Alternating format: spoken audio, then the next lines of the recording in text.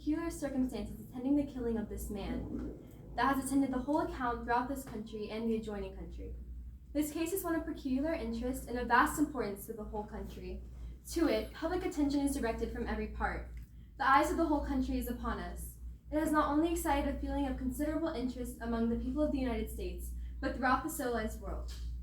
I came here under the direction of the governor on the part of the government to assist the state's attorney. But I have to stand alone. I do not come here as a champion of any party or interest, nor do I wish to meddle with you as parties, either in politics or religion, nor am I attempting to entangle myself in any of the prejudices, troubles, or animosities which affect this community and render you a discontented and unhappy people. I am not here to court the favor or smiles of any man or party of men, but I intend to act with becoming decision and firmness in spite of the consequences, and vindicate the supremacy and majesty of the law. I have an array of learned counselors against one. I was commanded to seek assistance, but it cannot be had. I therefore stand alone in this trial and in this community, unaided by counsel, to vindicate the law of man. But I will do my duty and do it fearlessly, with becoming respect for the laws of our country, and not for the local prejudices and applause of this community, but for the applause of my own conscience and the applause of heaven. A citizen of your country was confined in jail under the protection of the law and the plighted faith of the governor of the state. As to how far his offenses are true, or far they are false, he may have been guilty of the basest crimes, or he may have been innocent of the charges alleged against him. About these things I know nothing. But he has suffered an awful atonement for any offense he might have committed, and has gone to answer it before his God.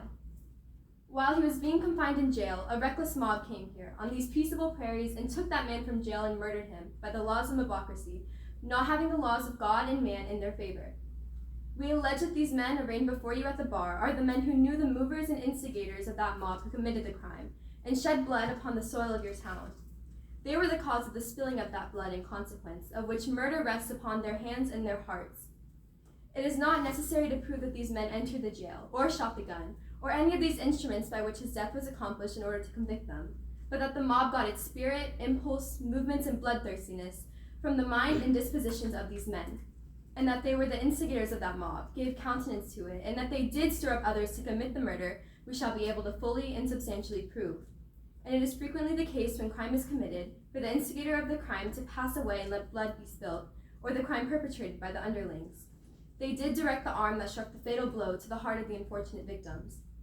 There are hundreds here, I have no doubt, are ready to applaud you and rejoice with you, if you should return a verdict of not guilty against these men. But as you respect your honor, your country, and your God, I call upon you to do justice to this case, for the state of things cannot exist much longer. The law must prevail. Mobs may triumph for a short time, but the law will ultimately prevail and triumph. The guilt of this crime hangs over you as a blight and a curse, which is destroying your character and gnawing at the root of your prosperity. It is a bloodstain upon your character and a foul blot which cannot be erased, but only with vengeance and rigor to deal out the law as the law is. As you respect and fear your God and not man, do your duty, for it is better that truth and righteousness prevail, and that even-handed justice be dealt out to the full, than to suffer the guilty to go free and escape the merited punishment due to their deeds. We have come here to test the power and majesty of the law, and we ask justice. Justice we ask, and by man shall his blood be shed. Here is the law of God, and the law of God is higher than the law of man. The stile is between the spirit of mobocracy and the spirit of the law, for there can be no liberty, no equal rights, no patriotism in a country like this, where such things are permitted to exist. It is not at all surprising that mobs rise upon your community when a crime like this should exist, and the people altogether justify the perpetration of such a deed.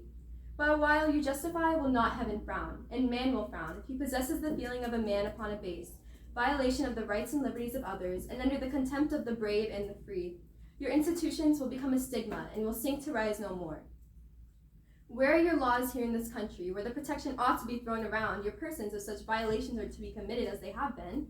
You are not sure but that yourselves may be the next victim. You are now interested in the welfare of your country. The laws of your country demand such an interest, and you are not the only ones that feels this interest. But as far as the name of liberty, religion, the rights of conscience, and the power of the divine providence is extended, there will be interest manifested in your examination of this case. Therefore, it is for you to know and consider well your duty, and make your decision according to the dictates of truth and a pure conscience.